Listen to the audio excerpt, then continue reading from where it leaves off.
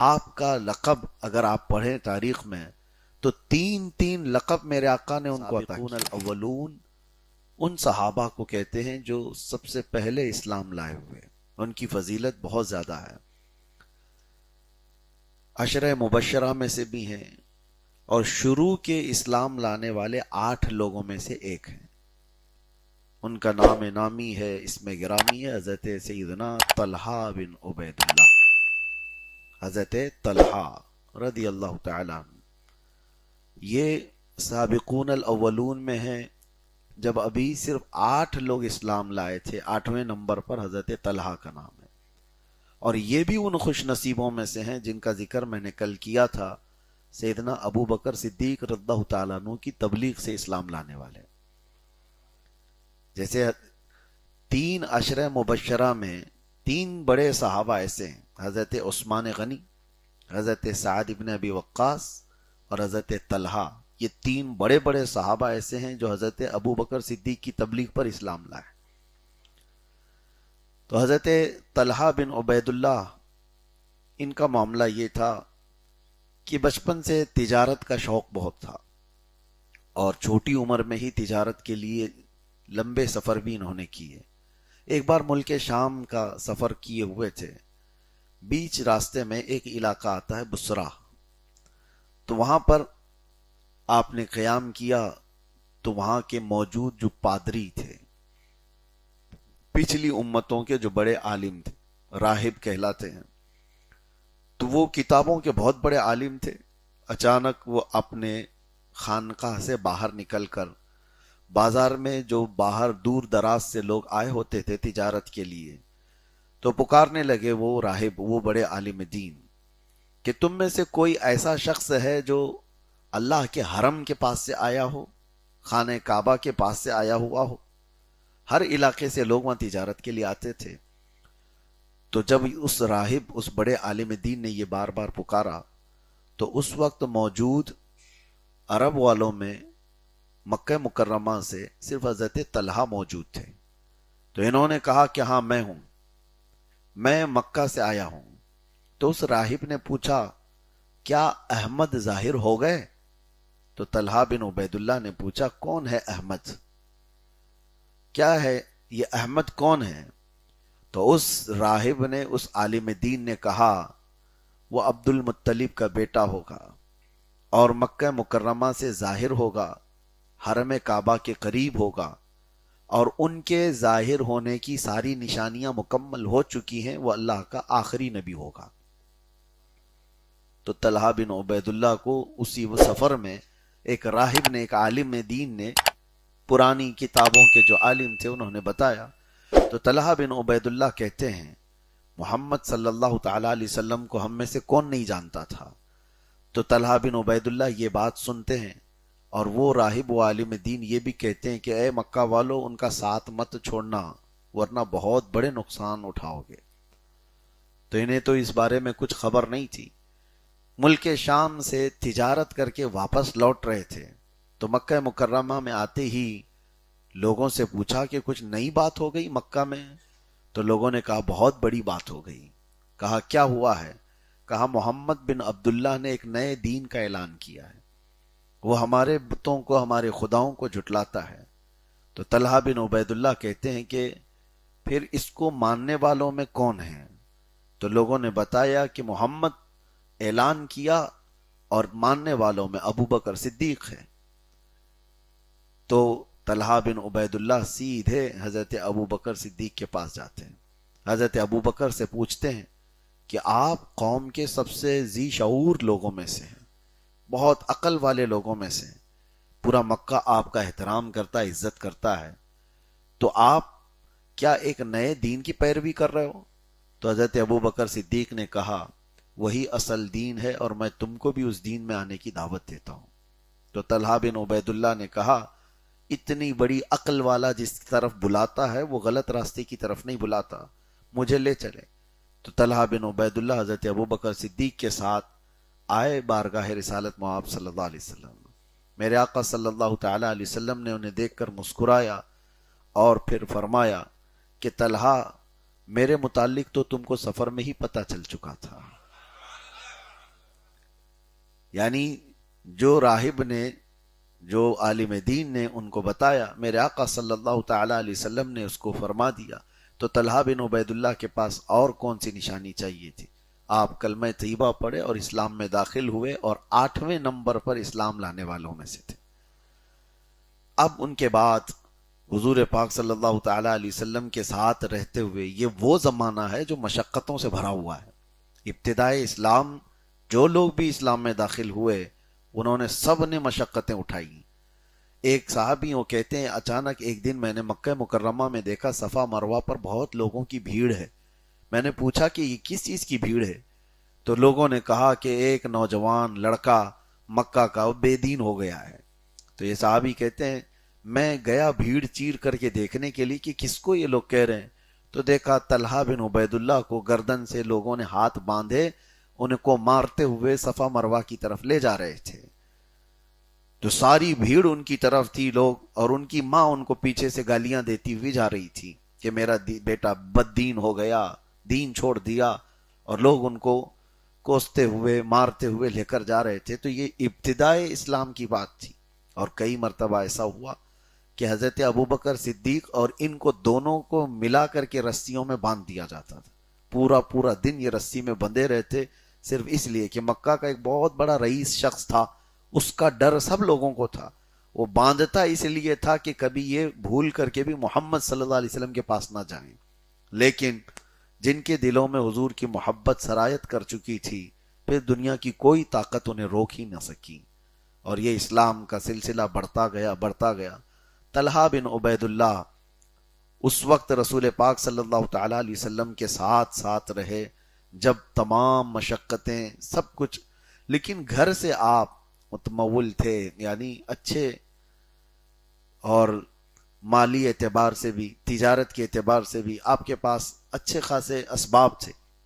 تو جب ہجرت کرنے کا وقت آیا، تو جب بھی حضرت طلحہ تجارت کے سفر پر تھے، اور واپسی میں وہ مدینہ سب دیکھ کر کے آئے، اور جب حضرت ابوبکر حضرت اور حضور صلی اللہ تعالی علیہ وسلم ہجرت کے لیے نکل رہے تھے، تو بیچ راستے میں سارے سامان، کھانے پینے کی سب چیزیں حضرت طلحہ ہی لے کر کے آئے، اور پھر کہا، یا رسول اللہ صلی اللہ علیہ وسلم، پورا مدینہ آپ کے انتظار میں ہے، میں یوں جا رہا ہوں مکہ مکرمہ، اور پھر اپنے اہل خانہ کے ساتھ میں ہجرت کر کے آتا ہوں۔ مکہ مکرمہ آئے، اس وقت ان کے مال کا حال یہ تھا کہ ان کے پاس جو مال آتا تھا، دن کا 30,000 سکے چاندیوں کے پر ڈے ان کے پاس مال آیا کرتا تھا۔ لیکن ساتھ میں یہ بھی میں آپ کو بتاؤں کہ یہ مال تو کبھی رکا نہیں، کبھی تھما نہیں۔ آپ کا لقب اگر آپ پڑھیں تاریخ میں، تو 3 لقب میرے آقا نے ان کو عطا کیے۔ کسی صحابی کو حضور پاک صلی اللہ تعالی علیہ وسلم نوازتے تھے، لیکن حضرت طلحہ کو 3 لقب سے، اور وہ تینوں کس بارے میں ہیں وہ آپ کو میں بتاتا ہوں۔ حضرت طلحہ کا معاملہ یہ تھا کہ سارے صحابہ کہتے ہیں ان کا ہاتھ رکتا کبھی نہیں تھا۔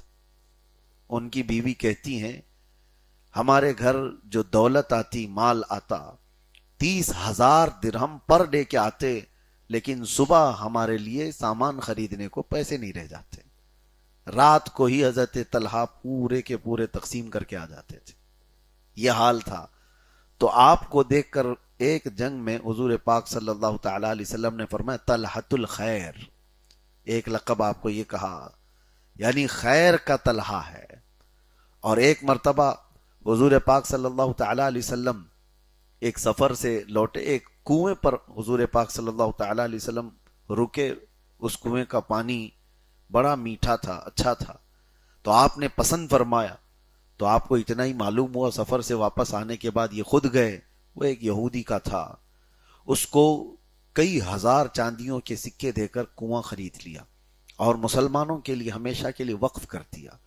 میرے آقا صلی اللہ تعالی علیہ وسلم نے ان کو دیکھ کر فرمایا، طلحۃ الفیاض، فیاض کہتے ہیں بہت سخاوت کرنے والے کو۔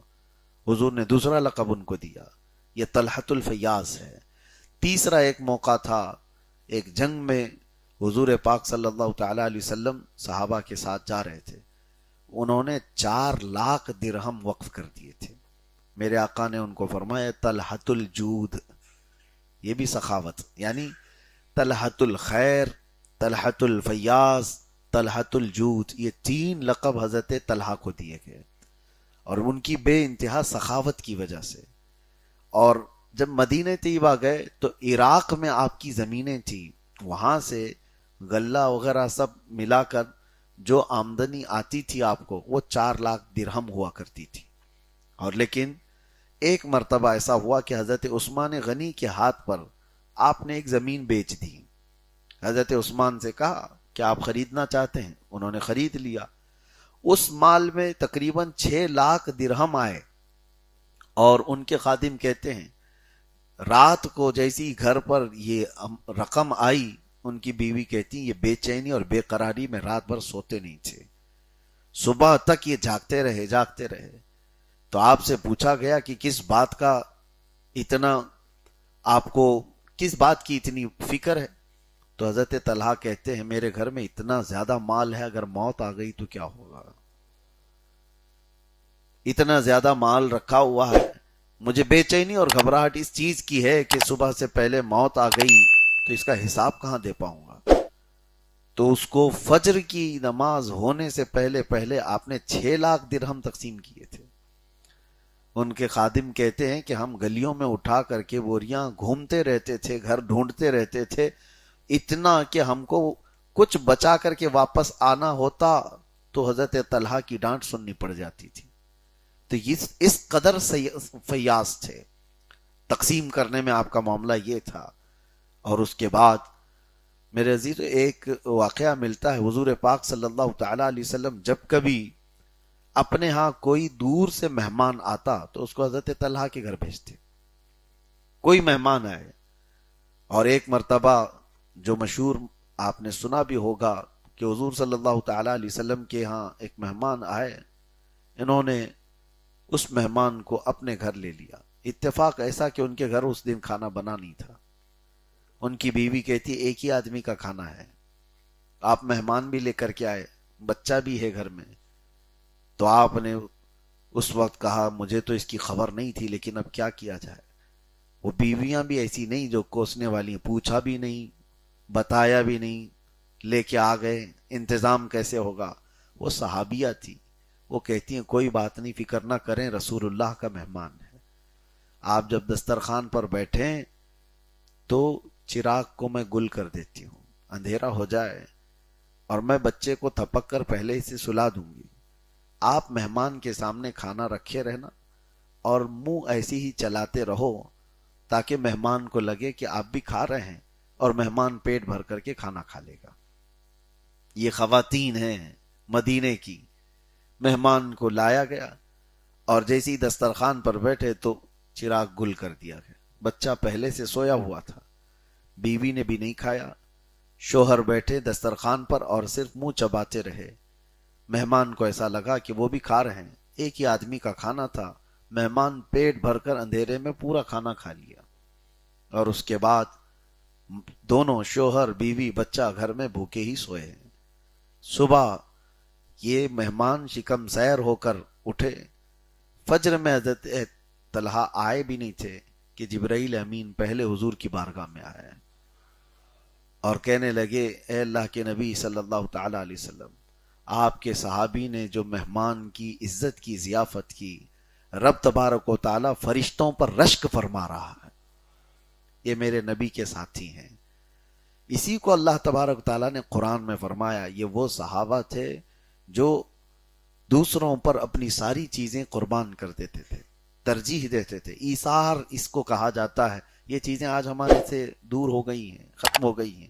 سیلفش بنتی جا رہی ہے ساری قوم کہ پہلا اپنا دیکھو باقی دوسروں کا. صحابہ اکرام رضوان اللہ تعالی علیہ مجمعین کا یہ معمول تھا ہی نہیں. یہ والا جو جملہ ہے نا، پہلے خود کا دیکھو اور پھر اس کے بعد دنیا کو دیکھو، یہ صحابہ کا معمول نہیں تھا. صحابہ اکرام کا معمول تو یہ تھا کہ ان کے ایک گھر میں مدینہ طیبہ میں بکری کی بھنے ہوئے گوشت کا ایک حصہ آیا تھا ایک صحابی کے گھر، انہوں نے پڑوس میں دے دیا کہ وہ میرے سے زیادہ بھوکے ہیں، اور پڑوسی بھی کھا نہیں لیے، انہوں نے اپنے پڑوس میں دے دیا کہ ان کو زیادہ بھوک ہوگی، وہ تیسرے نے چوتھے کو دے دیا. روایت یہ بتاتی ہے کہ وہ بکری کا گوشت گھومتے گھومتے واپس پھر پہلے صحابی کے گھر آ گیا. پورے مدینے کے گھروں پہ وہ گھومتا رہا. ہر ایک کا یہ خیال تھا کہ مجھ سے زیادہ میرے پڑوسی کا حق ہے. تو یہ معاشرہ میرے آقا صلی اللہ علیہ وسلم نے تشکیل دیا تھا. حضرت طلحہ کی اور کچھ چیزیں آپ کے سامنے رکھتا ہوں. ایک تو سخاوت میں آپ کی مثال نہیں تھی. صحابہ خود کہتے ہیں کہ ان کا ہاتھ اتنا وسیع تھا, اتنا کشادہ تھا کہ ہر وقت نوازتے اور خود اپنے لیے کوئی چیز نہیں رکھتے تھے. جنگوں میں آپ کا حال یہ تھا. ہاں, ایک تاریخ یہ بھی ہے کہ جنگ بدر میں آپ شریک نہیں تھے. سارے بڑے جتنے بھی صحابہ ہیں وہ جنگ بدر کے شریک لوگ ہیں, اور جنگ بدر میں جو صحابہ شریک ہیں ان کا مقام قرآن میں بھی ہے. اور حضور صلی اللہ تعالیٰ علیہ وسلم کی بارگاہ میں جب بھی کوئی بدری صحابی آتے, یعنی جنگ بدر کے شریک صحابی آتے, تو حضور دوسرے صحابہ سے کہتے کھڑے ہو جاؤ, ان کو جگہ دو. اس لیے کہ جبرائیل امین بھی کہا کرتے تھے کہ اللہ تبارک و تعالی ان صحابہ اکرام سے راضی ہے جو جنگ بدر میں آپ کے ساتھ تھے, اور وہ ملائکہ جو مدد کے لیے اترے تھے وہ سارے فرشتوں میں افضل قرار دیے جاتے ہیں بدر کے میدان میں جو آئے تھے. تو حضرت طلحہ بدر میں نہیں گئے. اس کی وجہ یہ نہیں ہے کہ آپ پیچھے رہ گئے تھے یا کوئی مسئلہ تھا. حضور پاک صلی اللہ تعالیٰ علیہ وسلم نے حضرت طلحہ کو اور حضرت سعید, دو صحابی ہیں, ان کو مکہ کے اس قافلے کی خبر لینے کے لیے پہلے ہی بھیجے تھے جو قافلے کو روکنا تھا بدر کے میدان میں. اور وہ اس قافلے کی خبر لینے کے لیے گئے تھے, کافی دور چلے گئے. اس وقت تک تو حضور صلی اللہ تعالیٰ علیہ وسلم تک خبر آ گئی تھی, اور آپ 313 صحابہ کو لے کر چل بھی پڑے تھے, اور بدر کے میدان میں جنگ ہو بھی چکی تھی. اس کے بعد حضرت طلحہ واپس مدینے آئے, تب ان کو خبر لگی کہ حضور تو یہاں سے صحابہ کے ساتھ بدر کے میدان گئے. پھر آپ بھی بدر کی طرف لوٹ رہے تھے, تب تک رسول پاک صلی اللہ تعالیٰ علیہ وسلم واپس آ رہے تھے فتح یاب ہو کر کے جنگ بدر سے. لیکن نبی کریم صلی اللہ تعالیٰ علیہ وسلم جب بدر کے مال تقسیم کر رہے تھے تو حضرت طلحہ کو بھی اس میں شامل فرمایا, اور پھر یہ فرمایا بدر کے جتنے صحابہ ہیں جن کا نام ہم آج بھی تلاوت کرتے ہیں ان میں حضرت طلحہ کا نام بھی آتا ہے. حضرت طلحہ کا نام بھی آتا ہے, اور حضرت عثمان غنی بھی نہیں تھے بدر کے میدان میں. یہ بھی آپ کو تاریخ معلوم ہو, بڑے صحابہ میں سے. اس کی وجہ یہ تھی کہ حضور صلی اللہ تعالیٰ علیہ وسلم کی بیٹی حضرت رقیہ جو حضرت عثمان غنی کے نکاح میں تھی, اس وقت وہ شدید بیمار تھی, تو حضور صلی اللہ تعالیٰ علیہ وسلم انہیں چھوڑ کر گئے تھے مدینے میں. اور اتفاق ایسا کہ حضور جنگ بدر میں موجود تھے, اس وقت حضور پاک صلی اللہ تعالیٰ علیہ وسلم کی بیٹی حضرت رقیہ کا مدینے میں انتقال بھی ہو گیا تھا. حضور پاک صلی اللہ تعالیٰ علیہ وسلم اس میں نہیں تھے, حاضر نہیں تھے. جنازے میں, تدفین میں وہ حضرت عثمان غنی نے خود کیا تھا. لیکن واپس آنے کے بعد حضور صلی اللہ تعالیٰ علیہ وسلم نے حضرت عثمان غنی کو بھی بدری صحابہ میں شامل کیا. تو یہ بڑے صحابہ وہ ہیں جو بدری صحابہ میں شامل ہیں, اگرچہ جنگ میں گئے نہیں تھے. انہی میں سے حضرت طلحہ بن عبید اللہ ہے. جنگوں کے حالات یہ اس لیے مجھے بتانا پڑا آپ کو کہ کچھ منافقین ہیں جو حضرت طلحہ سے, حضرت عثمان سے نفرت کرتے ہیں. آج کے زمانے کی بات کر رہا ہوں, آج کے زمانے کی. یہ کچھ جماعتیں ایسی ہیں جو حضرت عثمان کو بھی گالیاں دیتی ہیں اور حضرت طلحہ, حضرت زبیر کو گالیاں دیتی ہیں. خاص طور پر شیعوں کے ہاں ان صحابہ کو گالی دینا اہم ذمہ داری سمجھی جاتی ہے. صرف گالی نہیں, ان کو کافر تک قرار دیتے تھے. اس لیے ان کو تان و تشنیع کرتے ہوئے یہ جماعتیں یہ کہتی ہیں کہ عثمان تو بدر میں بھی نہیں گئے تھے, ان کی کیا فضیلت ہے. طلحہ بدر میں بھی نہیں گئے تھے, اس کی وجہ میں نے بتا دی آپ کو. حضرت عثمان کو خود رسول اللہ نے مدینے میں چھوڑا تھا, اور حضرت طلحہ کو بدر کے جس سبب کے لیے حضور نکل رہے تھے, جس قافلے کے لیے, جو مکہ کا قافلہ ابو سفیان کی سربراہی میں ملک شام سے آ رہا تھا, اس قافلے کو روکنے کے لیے ہی تو جنگ بدر ہوئی تھی. اس قافلے کی خبر لینے کے لیے حضرت طلحہ کو بھیجا تھا. تو وہ تو پہلے سے سفیر تھے, قاصد تھے حضور پاک صلی اللہ علیہ وسلم کے. تو یہ جو باتیں کی جاتی ہیں اس کے رد میں میں نے آپ کو بتایا, کبھی آپ کی زندگی میں ایسا کوئی مسئلہ آئے کہ حضرت طلحہ کو کوئی گالیاں دیتا ہو, بدر میں نہیں آئے تھے, اس کی وجہ بھی میں بتاتا ہوں یہ کیوں گالیاں دیتے ہیں. میں آگے لاسٹ میں ان کی سیرت میں بتاتا ہوں. لیکن اس سے قبل میں آپ کو بتاؤں کہ جنگ احد میں یہ ان صحابہ میں سے ہیں کہ جو رسول اللہ صلی اللہ تعالی علیہ وسلم کے ساتھ ثابت قدم تھے۔ کیوں میں یہ جملہ کہہ رہا ہوں؟ احد کے میدان میں کچھ ایسا مسئلہ ہو گیا تھا کہ اچانک جیتی ہوئی جنگ شکست میں بدل گئی۔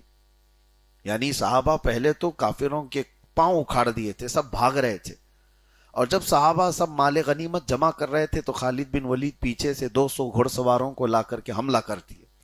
وہ صحابہ کو اس کا علم ہی نہیں ہو سکا، اچانک پیچھے سے حملہ ہوا، بھاگے ہوئے کافر بھی پیچھے لوٹ آئے، تو دونوں طرف سے صحابہ پس گئے تھے۔ اس وقت بہت سارے لوگ میدان سے نکل گئے تھے۔ صحابہ اکرام رضوان اللہ تعالی علیہ مجمعین میں یہ بات پھیلا دی گئی تھی کہ محمد صلی اللہ تعالی علیہ وسلم قتل ہو گئے، معاذ اللہ۔ تو یہ افواہ پھیلا دی گئی، کئی لوگوں کے ہاتھوں سے تلوار چھوٹ گئی کہ جب رسول اللہ نہیں رہے تو اب کیا لڑنا ہے۔ یہ شیطان کی طرف سے افواہیں تھی۔ اس وقت کئی لوگوں کے پاؤں اکھڑ گئے، لیکن ثابت قدم رہنے والے کچھ صحابہ ہیں۔ وہ صحابہ میں حضرت طلحہ بن عبید اللہ تھے۔ حضور پاک صلی اللہ تعالی علیہ وسلم جنگ احد میں اچانک ایک وقت ایسا آیا کہ کفار و مشرکین سب کے سب حضور کی طرف تیر پھینک رہے تھے، تو 30 صحابہ کی جماعت آئی جو حضور کو گھیر لی ہر طرف سے۔ اس میں سب سے آگے حضرت طلحہ بن عبید اللہ تھے، اور انہوں نے دیکھا کہ تیر جو برسا رہے ہیں کفار، وہ سیدھا نشانہ کر رہے ہیں حضور پاک صلی اللہ علیہ وسلم کی طرف۔ تو جانتے ہو، پڑھتے ہیں تو رونگٹے کھڑے ہو جاتے ہیں۔ حضور پاک صلی اللہ تعالی علیہ وسلم کے چہرے کی طرف جب تیر پھینکے جا رہے تھے تو حضرت طلحہ اپنا سیدھا ہاتھ حضور کے چہرے کے سامنے رکھے ہوئے تھے، اور راویان حدیث بتاتے اتنے تیر ان کے ہاتھ پر لگے تھے کہ یہ ہاتھ پورا شل ہو گیا، پورا ہاتھ ان کا یہ بیکار ہو گیا، کسی کام کا نہیں تھا، اتنے تیر اس پر آئے، ان کی انگلیاں کٹ گئی، تیر اندر جاتے رہے، لیکن ایک تیر بھی حضور تک پہنچنے نہیں دیا۔ حفاظت پر اس طرح سے رہے۔ آپ کو میں بتاؤں کہ تاریخ میں یہاں تک بتایا گیا کہ 70 زخم ان کو لگے ہوئے تھے اس وقت۔ اور اس ایک صحابی نے حضرت طلحہ بن عبید اللہ سے پوچھا کہ تیروں کی سنسناہٹ اتنی تیز ہوتی ہے، اور وہ زہریلے تیر بھی ہوا کرتے تھے، طلحہ آپ کو جب تیر لگ رہے تھے تو درد نہیں ہو رہا تھا؟ آپ کی سی نہیں نکل رہی تھی؟ آہ اوہ؟ تو حضرت طلحہ کہتے درد بھی ہو رہا تھا، کراہ بھی نکلتی، ہو سکتا تھا، لیکن میں نے اپنے آپ کو اتنا قابو میں اس لیے رکھا تھا کہ میرے آہ کرنے میں ہاتھ ہل نہ جائے اور تیر حضور تک نہ چلا جائے۔ میرے آہ کرنے میں ہاتھ ہل گیا تو تیر کہیں حضور تک نہ چلا جائے۔ ایک ہاتھ سے جنہوں نے حضور پاک صلی اللہ علیہ وسلم کے چہرے پاک کو تیروں سے بچایا، اور ایک دو نہیں 70 تیروں سے آپ نے اپنے ہاتھ کو بیکار کیا، زندگی بھر پھر آپ کا ہاتھ کسی کام میں نہیں آئے، یعنی زندگی بھر کے لیے وہ ہاتھ فالج زدہ جس طرح سے ہوتا ہے اس طرح سے ہو گیا۔ اب سنیے، یہ جنگ احد کی ہی بات نہیں، جس جنگ میں بھی رسول پاک صلی اللہ تعالی علیہ وسلم ان کو دیکھتے، جنگ احد میں اتنے زخم لگے تھے، ابھی احد کے میدان سے نکل کر مدینے پہنچ رہے تھے، احد کے میدان سے دوسرا دن ہے کہ ایک گروہ واپس مدینے پر حملہ کرنے کے لیے تیار تھا۔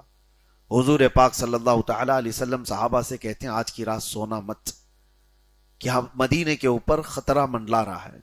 تو اسی اسنا میں حضور صلی اللہ تعالی علیہ وسلم ان صحابہ سے کہہ رہے تھے جو ابھی چاقو چوبند تھے، یعنی زخمی نہیں تھے اور اچھے ابھی تمام معاملات سے محفوظ تھے، زخموں سے، ان سے کہہ رہے تھے۔ اسی اسنا میں حضرت طلحہ آئے، حضور صلی اللہ تعالی علیہ وسلم نے ان سے پوچھا کہ طلحہ تم اسلحہ نہیں ہے کہاں ہے؟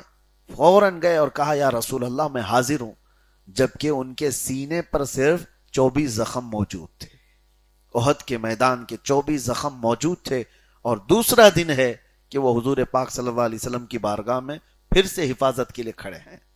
اور ایک بات، جب جنگ احد میں معاملات سخت ہو گئے تو حضور پاک صلی اللہ تعالی علیہ وسلم احد کے پہاڑ کی طرف چڑھنا چاہ رہے تھے، اور حضور پاک صلی اللہ تعالی علیہ وسلم کے دانت مبارک شہید ہوئے تھے جنگ احد میں، آپ کے سر کو بھی مارا گیا تھا، اور ایک لوہے کی تار حضور کے رخسار میں سے، گال میں سے اندر گھس گئی تھی، اور اس کو نکالا گیا تھا، غشی کی حالت ہو گئی تھی صحابہ اکرام کی یہ حالات دیکھ کر کے.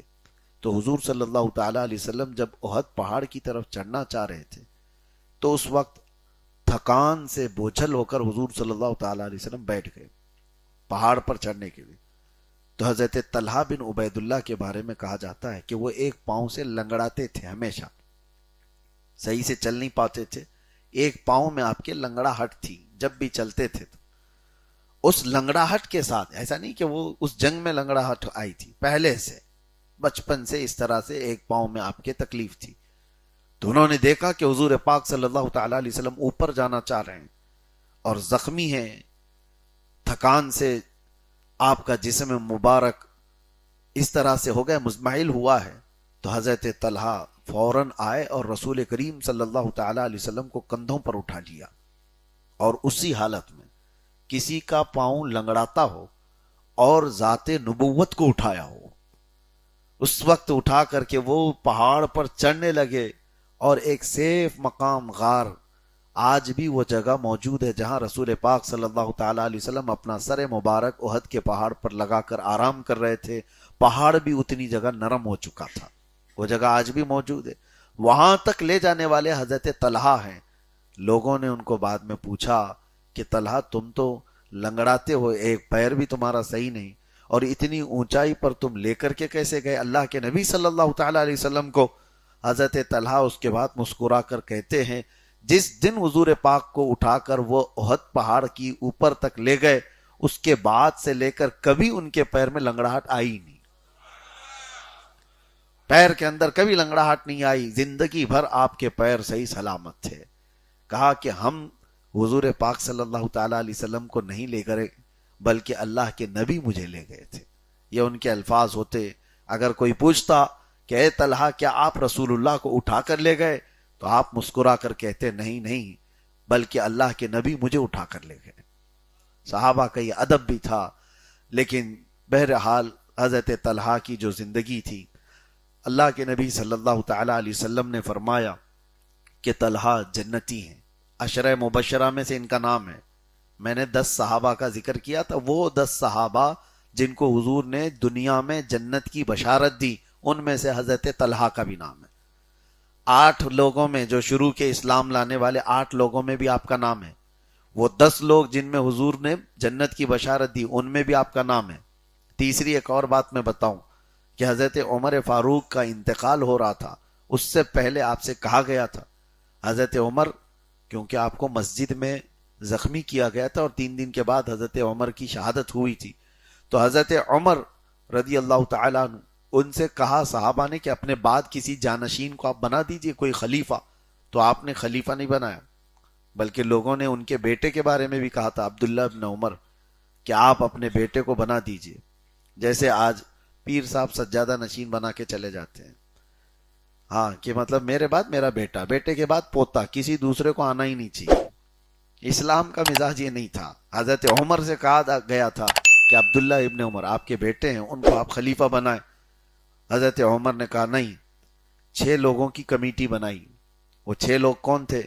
اس میں حضرت عثمان، حضرت علی، حضرت طلحہ، حضرت زبیر، حضرت عبد الرحمن بن عوف، حضرت سعد ابن ابی وقاص. یہ 6 لوگوں کی کمیٹی بنائی اور اس کے بعد کہا کہ میرے بیٹے عبداللہ ابن عمر کو بھی ساتھ میں رکھ لینا، بٹھا لینا، لیکن خلافت میں اس کا کوئی حصہ نہیں ہوگا. یہ آپ نے صاف طور پر فرما دیا، خلافت میں ان کا کوئی حصہ نہیں ہوگا، چاہے تو یہ 6 بڑے صحابہ ان کو ساتھ رکھ لیں. اور اس کے بعد پھر حضرت عمر نے یہ بھی کہا اگر سعد ابن ابی وقاص خلیفہ بن جاتے ہیں تو وہ ان کا حق ہے، ورنہ یہ 6 لوگ جس کو منتخب کریں وہ خلیفہ ہیں. پھر وہ خلافت کیسے طے ہوئی تھی؟ اس وقت اس میں حضرت عبد الرحمن بن عوف کا بڑا کردار تھا. حضرت طلحہ، حضرت زبیر، یہ 2 صحابہ ہیں جن کو حضور صلی اللہ تعالی علیہ وسلم نے مدینے میں بھائی بھائی بھی بنایا تھا، اور حقیقت میں یہ بھائیوں سے زیادہ قریب رہ کر کے زندگی گزارے. وہ کمیٹی میں تھے. حضرت سعد ابن ابی وقاص حضرت عثمان کے حق میں تھے. حضرت طلحہ اور حضرت زبیر، پہلے سب کو کہا گیا کہ آپ اپنا بتائیے آپ میں سے کون کینڈیڈیٹ ہے. تو حضرت طلحہ نے اپنا منع کر دیا، حضرت زبیر نے اپنا منع کر دیا کہ ہم خلافت کے امیدوار نہیں ہیں، لیکن آپ میں سے باقی لوگوں میں سے کوئی اگر خلیفہ بننا چاہے تو ہم اس کو سپورٹ کرتے ہیں۔ تو دو لوگ الگ ہو گئے، اور اس کے بعد حضرت عبد الرحمن یہ اکیلے تھے، حضرت سعد ابن ابی وقاص، ان سے پوچھا گیا تو حضرت عثمان غنی کے حق میں تھے اور خود بھی نہیں۔ اب بچتے تھے صرف دو ہی لوگ، حضرت عثمان اور حضرت علی، اور حضرت عبد الرحمن بن عوف دونوں سے جا کر الگ الگ بات کرتے ہیں۔ دونوں سے حضرت عثمان سے کہا کہ اگر علی خلافت پر بیٹھے تو آپ کیا کہیں گے؟ حضرت عثمان نے کہا کہ میں ان کی بیعت کر لوں گا۔ پھر حضرت علی سے جا کر پوچھتے ہیں کہ اگر عثمان ابن عفان کو خلیفہ بنا دیا جائے تو آپ کیا کہیں گے؟ حضرت علی کہتے ہیں جو آپ کا فیصلہ ہوگا میں بیعت کر لوں گا۔ تو جب یہ ساری باتیں ہو گئی تو حضرت عبد الرحمن بن عوف نے اس کمیٹی میں ایک رول ادا کرتے ہوئے اعلان کیا کہ ہم اس بات پر متفق ہیں کہ عثمان ابن عفان کے ہاتھ پر بیعت کریں۔ باقی سارے صحابہ میں اس وقت حضرت طلحہ بھی تھے، سبوں نے حضرت عثمان غنی کے ہاتھ پر بیعت کر لیا۔ اب یہاں تک بات تو ٹھیک ہے، حضرت عثمان غنی کا زمانہ 12 سال چلا، ان کے بعد جو مسئلہ آیا حضرت عثمان غنی کے بعد باقی یہ کمیٹی کے پورے لوگ موجود تھے، سب تھے، حضرت سعد ابن ابی وقاص، حضرت عبد الرحمن بن عوف، حضرت طلحہ، حضرت زبیر اور حضرت علی۔ اب مسئلہ حضرت عثمان کی شہادت کے بعد جو آیا، لوگ سب کے سب آئے حضرت علی سے کہنے لگے کہ آپ خلافت کے زیادہ حقدار ہیں، آپ بیعت لے ہم سے۔ حضرت علی نے فرمایا تم لوگ مت بولو یہ سب چیزوں کو، ہاں بدری صحابہ اگر مجھ سے کہتے ہیں تو میں آتا ہوں۔ تو بڑے بڑے صحابہ آئے، ان میں سے سب سے پہلے حضرت علی رضی اللہ تعالیٰ عنہ کو ان کے گھر سے ممبر پر لانے والے حضرت طلحہ بن عبید اللہ تھے۔ یہ ظالم آج حضرت طلحہ کو گالیاں دیتے ہیں۔ جب حضرت علی رضی اللہ تعالیٰ عنہ ممبر پر سے اعلان کرتے ہیں کہ بدری صحابہ اور حضور کے بڑی عمر کے صحابہ یہاں موجود ہیں، انہوں نے مجھے اس ممبر پر بٹھایا ہے، تو میں اعلان کرتا ہوں کہ مجھ سے پیش رو جو خلفاء تھے میں ان کا جانشین ہوں۔ جیسے حضرت علی نے یہ اعلان کیا، سب سے پہلے حضرت علی کے ہاتھ پر بیعت کرنے والے حضرت طلحہ بن عبید اللہ۔ لیکن تاریخ کا ایک حصہ ایسا ہے کہ یہی حضرت طلحہ ہیں، یہی حضرت طلحہ، دیکھیں مشاجرات صحابہ کو بیان کرنا منع کیا گیا ہے۔ مشاجرات صحابہ کا مطلب کیا ہے؟ صحابہ کے درمیان جو آپس میں جو لڑائیاں ہوئی ہیں، سنی ان کا ذکر ایسا نہیں کرتے، اس لیے کہ سب کی کیپیسٹی اتنی نہیں ہے کہ ہم ان بڑے لوگوں کے درمیان ہوئے معاملات کو جج کر سکیں۔ ہوتا کیا ہے، ایک پلہ بھی تم نے بھاری کر دیا تو دوسرے کو آپ اپنے دل سے اتار دیں گے اور اس کو گمراہ کرنے لگ جائیں گے اور خود گمراہ ہو جائیں گے۔ اس لیے صحابہ کے درمیان جو معاملات ہوئے ہیں ان کا چرچا نہ کریں، یہ گمراہ لوگوں کی عادت ہے۔ اور آج کھلے عام یہ انٹرنیٹ پر چل رہا ہے، مناظرے کر رہے ہیں حضرت علی حضرت معاویہ کے بیچ میں جو معاملات ہوئے۔ یہی بات ہے کہ حضرت طلحہ حضرت زبیر دونوں عشرہ مبشرہ میں سے، حضرت طلحہ حضرت زبیر عشرہ مبشرہ میں سے، لیکن اتفاق ایسا ہوا کہ یہ دونوں حضرت علی کے آمنے سامنے آ گئے۔ ایک جنگ ہوئی ہے جس کو جنگ جمل کہا جاتا ہے۔ اس جنگ میں حضرت طلحہ حضرت زبیر سامنے کی طرف تھے اور حضرت علی دوسری طرف تھے، اور صرف یہ تین میں نہیں، دونوں کی طرف بڑی بڑی فوج بھی تھی، جنگ بھی ہوئی اور اس میں بھاری نقصان بھی ہوا۔ اس وقت حضرت طلحہ رضی اللہ تعالیٰ عنہ حضرت زبیر گئے کیوں تھے حضرت علی کے خلاف؟ اس کی وجہ صرف یہ تھی کہ حضرت طلحہ حضرت زبیر حضرت عائشہ صدیقہ ام المومنین ان سب کا مطالبہ تھا، ان سب کا ایک مطالبہ تھا حضرت علی سے کہ اب آپ خلیفہ بنے ہیں، فوراً حضرت عثمان کو جنہوں نے قتل کیا اس کا بدلہ لیجیے۔ آپ بات سمجھ میں آ رہی ہے؟ یہ بات اٹھی ہوئی تھی کیونکہ حضرت عثمان غنی کا قتل ہوا تھا، خلافت کے منصب پر ہوتے ہوئے ان کے گھر میں آ کر کے بلوائیوں نے حضرت عثمان غنی کو قتل کیا تھا۔ ایک وقت کے رننگ خلیفہ کو قتل کرنا یہ معمولی بات نہیں تھی۔ اسلام کی اس کے ساتھ عزت جڑی ہوئی تھی. تو یہ جو بڑے صحابہ تھے حضرت علی سے یہ مطالبہ کر رہے تھے. اور حضرت علی کیا کہہ رہے تھے؟ حضرت عثمان کے قاتل، یہ جیسے موب لنچنگ ہوتی ہے، موب لنچنگ میں کس کو سزا دی جائے گی؟ کسی ایک آدمی کو پوری بھیڑ نے اکٹھا ہو کر کے مارا ہے، تو آج یہاں پر بھی یہی ہوتا ہے نا، تو کس کو سزا دیں گے؟ مرڈر کی سزا کس کو دی جائے گی؟ یہ تو بڑا مسئلہ ہے، کرٹیکل ہے. آج تو چلے پولیس ویڈیو سے سب سے پہچان کر کے پکڑ لے گی کہ فلاں فلاں تھا. پہلے کے دور میں اگر ایک بھیڑ جمع ہو کر کسی کو قتل کر دے تو پتہ کس پر ہو، الزام کس کے سر پر ہو. تو حضرت علی یہ کہہ رہے تھے کہ بدلہ لینے کا یہ صحیح وقت نہیں ہے. ایک بہت بڑی جماعت آئی تھی جو خلیفہ کو قتل کیے، وہ وقت مانگ رہے تھے، اور ادھر سے قصاص کا مطالبہ بڑھتا گیا. بات سمجھ میں آئی؟ تو یہ قصاص کا بدلہ، قصاص کا مطالبہ بڑھتا گیا یہاں تک کہ حضرت علی رضی اللہ تعالیٰ عنہ کے ساتھ جو لوگ تھے اور حضرت طلحہ حضرت زبیر کے ساتھ جو لوگ تھے، دونوں کے درمیان مٹ بھیڑ ہو گئی، جنگ ہو گئی. اس جنگ کو جنگ جمل کہتے ہیں. آپ کو میں وہ جنگ بتانا نہیں چاہ رہا ہوں اس میں ہوا کیا تھا، لیکن آج کے گمراہ لوگ اس جنگ کو بتا کر کے حضرت طلحہ حضرت زبیر کو گالیاں دیتے ہیں کہ وہ مولا علی کے مقابل میں آئے تھے. تمہاری حیثیت کیا ہے جو ان صحابہ اکرام پر بھونکتے ہو؟ حضرت طلحہ حضرت زبیر جب آئے، دونوں بھی اس جنگ میں شہید ہو گئے، دونوں بھی قتل ہوئے جو حضرت علی کے مقابل میں آئے تھے. لیکن جانتے ہو حضرت مولا علی کرم اللہ وجہہ الکریم نے کیا فرمایا؟ حضرت زبیر بھی شہید ہوئے، حضرت طلحہ بھی. حضرت طلحہ کے پاس آ کر بیٹھے، ان کے چہرے سے گرد کو صاف کیا حضرت علی نے، اور کہا اے ابو محمد، ان کا لقب تھا طلحہ، علی کی کبھی یہ خواہش نہیں تھی کہ میرے جیتے جی اس آسمان کے نیچے میں تم کو شہید حالت میں دیکھوں، یعنی موت کی حالت میں دیکھوں. کبھی میری یہ تمنا نہیں رہی، اس لیے کہ اے طلحہ میں تم کو جانتا ہوں اس وقت جب ابھی 7 لوگ اسلام میں آئے تھے، اس وقت رسول اللہ کے ساتھ تم کھڑے تھے. حضرت طلحہ کا وہ مقام تھا، حضرت علی وہاں کھڑے ہو کر بیان کرتے رہے. اور حضرت زبیر وہ بھی شہید ہوئے، تو کسی نے آ کر کے حضرت علی سے کہا اس کو مار دیا گیا زبیر کو. تو حضرت علی نے کیا کہا؟ ٹھیک ہے میری طرف سے حدیث سن لو جو میں نے رسول اللہ سے سنا ہے. کیا؟ حضرت علی خود فرماتے ہیں میں نے رسول اللہ سے سنا ہے کہ جس نے زبیر کا قتل کیا وہ جہنمی ہوگا، اس کو جہنم کی بشارت دے دو جس کے تلوار سے زبیر شہید ہوئے. تو یہ جنگ تو ایسی ہوئی کہ مولا علی کرم اللہ وجہہ الکریم خود ان دونوں صحابہ کی فضیلت بیان کر رہے ہیں.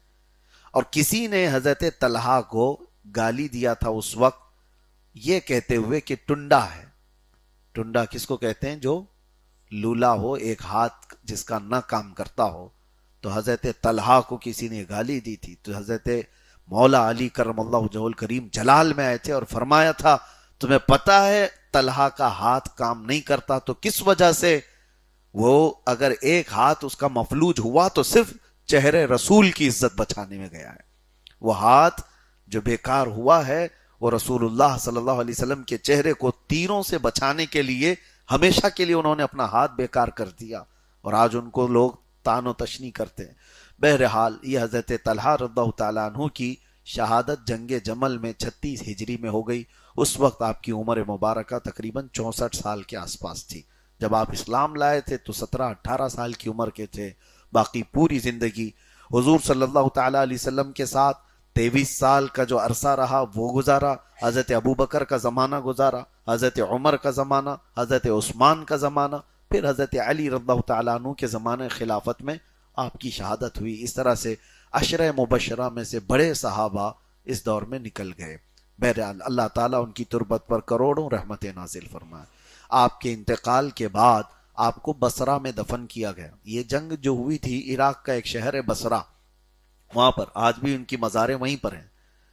دفن کر دیا گیا تھا. مہینوں گزر گئے بلکہ سال گزر گئے. حضرت طلحہ ایک صحابی ہیں، ان کے خواب میں تشریف لاتے رہے اور فرمایا کہ مجھے یہاں کے پانی سے بچاؤ. تو انہوں نے یہ بات حضرت عبداللہ ابن عباس کے پاس غالباً یہ کہا کہ اس طرح کی بات میں خواب میں روز دیکھ رہا ہوں. تو آپ نے حکم فرمایا کہ جاؤ حضرت طلحہ کی قبر دیکھو. تو جا کر دیکھا گیا تو کوئی پانی اس طرح سے کہ ان کی قبر کو پورا ہرا کر چکا تھا، یعنی جیسے کائی جمع ہونے لگتی ہے۔ تو حکم ہوا بڑے صحابہ کا کہ ان کی قبر کو کھود دی جائے۔